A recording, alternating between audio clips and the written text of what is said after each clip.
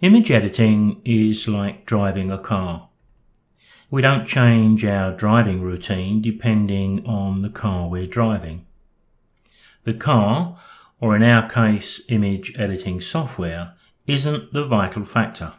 Photoshop, Lightroom or any other raw editor is going to require the same routine. Now if I made a detailed start to finish video, it could end up being 30 minutes long or even a bit longer, and probably too long for many people. So how do we demonstrate the importance of image editing? I've picked an image that needs a lot of raw editing, so it does give me a big gap between what I'm going to start with and what I'm going to finish with. This is the original raw image exposed to the right, which means a lot of light was squeezed into the sensor. And because of that, it doesn't look very impressive, does it? But all we need is here locked in this raw file. Image editing is a series of small steps within two broad categories. We have global editing, where any change we make affects the entire image. But we also have strategic editing, where any change we make just affects the parts of the image we decide. Let's have a quick visual run through of this image start to finish. First stage is the optics, lens correction and chromatic aberration, followed by geometry to straighten that horizon. There's other ways to do this, of course. Cropping to bring back some of the composition that I require.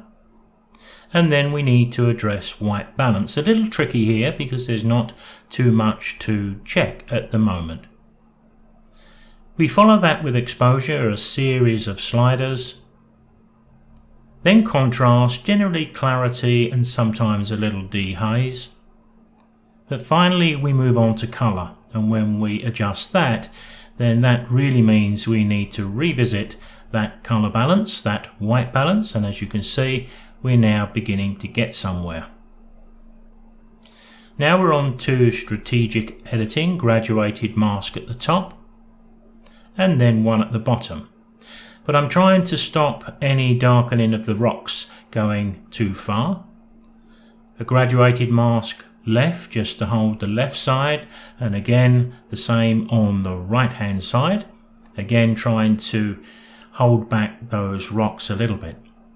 Now we can turn to the rocks using just a brush mask, lifting those darker tones. The balance is coming along nicely, and here a radial mask, or what we would call a vignette. Attention to detail, you can't see a great change here, but there was a lot of dust and blemishes, and then of course we remove distractions. Any highlights from shells on the rocks, bit of highlight in the sky, and finally we open into Photoshop, tiny little bit of dodge and burn, bit of strategic colour on the water, then as you can see there a distortion to make more of the landscape format. Let's take a look at where we started from.